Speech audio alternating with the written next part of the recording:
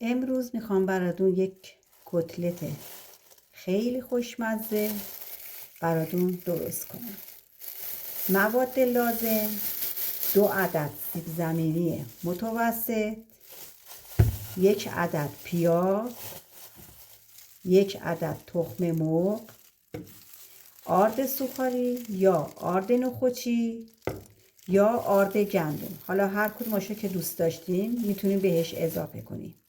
1 بسته گوشت چرخ کرده و 2 حبه سیر و نمک، فلفل، زردچوبه، دارچین و 1 کمی هم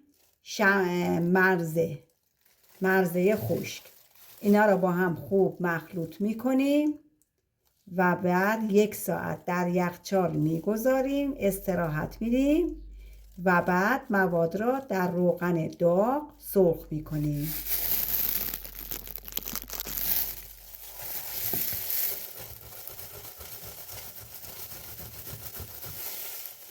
اول مواد را سیب زمینی ها را رنده میکنیم.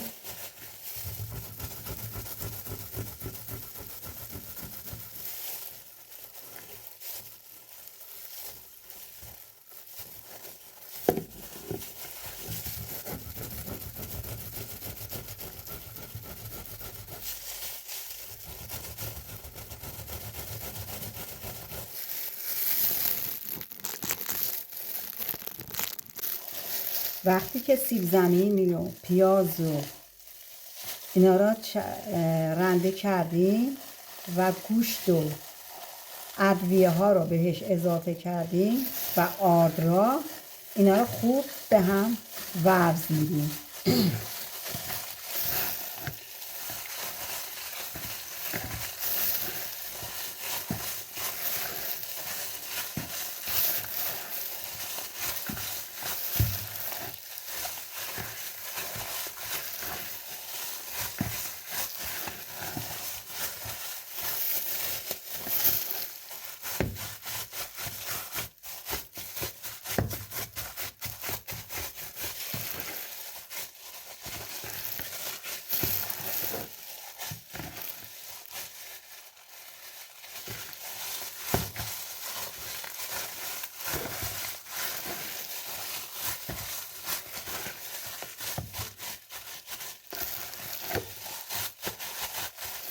و 1 ساعت در یخچال استراحت میدیم و بعد سرخش میکنیم.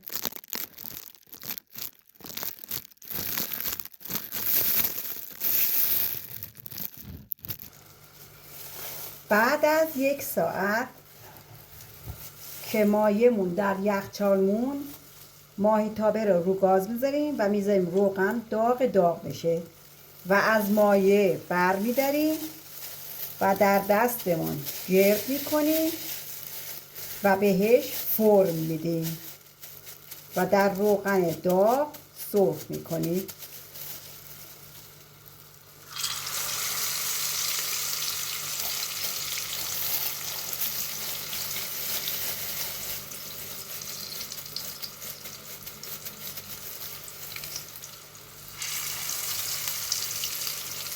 شعله باید متوسط باشه تا مغز کتلت هامون خوب پخته بشه.